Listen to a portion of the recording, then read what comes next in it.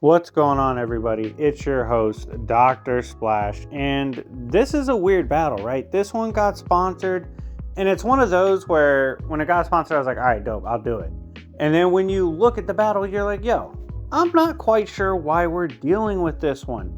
And because of the weird nature of the matchup, it actually took me a while to decide on the victor. But I have my conclusion. We're going to go through Giganta versus Hydroman today. If you're a fan of these random ass battles, or you just want to see your favorite battle get sponsored on the channel, hit me up to talk business. But without further ado, smash the like button, all that.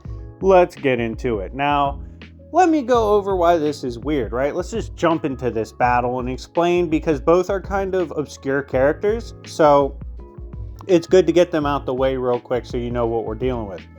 On one side, we have Doris. Now, Doris was a scientist, actually brilliant, one of the smartest minds on Earth, was into that futuristic tech shit, right?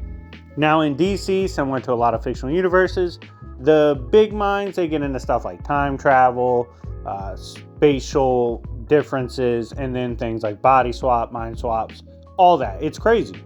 She's involved in that too. Ends up creating something and gets in a situation where she body swaps with this circus performer that can manipulate the mass and size of their body. So essentially, she becomes this shape-shifting, or rather transforming, massive, brutish woman that can throw down based on basically the proportionate size.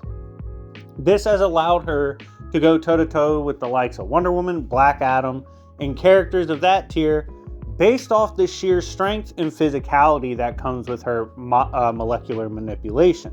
Now, one of the weirder aspects of her power is that, like, the bigger she gets, technically the dumber she gets. Like, she does seem to lose some retention on her brilliance. So if she's like maxing out the physicality and transformation, she's definitely going to suffer in the intelligence department. Kind of funny, but it is what it is. And then on the other side, we have Hydroman, or Morris, right? Doris versus Morris. Maybe that's the appeal of the battle. But Morris Bench was someone whose body essentially became a universal regular, which is water. Now, a lot of people don't think about water molecules and how prevalent they are in the everyday world, but literally it's everywhere in the universe. That's why I said it's a universal constant, as demonstrated in the King Carnage run. Now, Hydroman suffers ultimately because, you know, having water powers as OP has gone against the likes of the Fantastic Four. This allows him to escape a lot of crazy situations because he can just show up as water somewhere else, like jump to other water molecules. And he's obviously regularly fights Spider-Man pretty comfortably. And the reason he ultimately isn't like goated as fuck, and the reason he's not balling out of control in Marvel, is because ultimately Morris is not that smart. Like, he's kind of an idiot. He's not the greatest strategist, not the greatest with his powers. Like, in fact, he doesn't even remotely use his powers in the way that they can be manipulated. Like, he just is not even significantly close to it. So because of that, he really suffers in terms of his actual production. He's technically a worse case than even the likes of Silver Surfer, and how we regard Silver Surfer as someone who's not using the power cosmic to the full extent. I would 100% put Hydroman in that category of not using his power to the fullest extent. However, the fact that, you know, his durability extends to the durability of water, which is absurd. The fact that essentially no physical attack is going to do significant enough damage. His regen's crazy because of the water. Movement's crazy. The hacks are absolutely there, but the brilliance is not, the consistency is not, and because of that, Hydroman is a very interesting character to see in battle. Now, with these two weird cases going up against each other, how does this play out? Well, there's some obvious issues with this battle in terms of how they combat each other.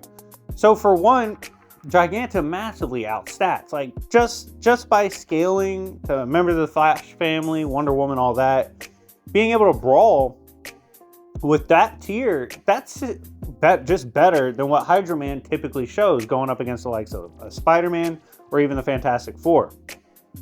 I would say consistently in the stats tier, Giganta stomps for like AP, technically speed too, durability in terms of raw AP durability. Now, in terms of HATS-based durability, the molecular manipulation and dispersal, Hydroman's broken. And that's where it gets weird, right? Because the physical stats can be a huge gap. Giganta could be massively stronger.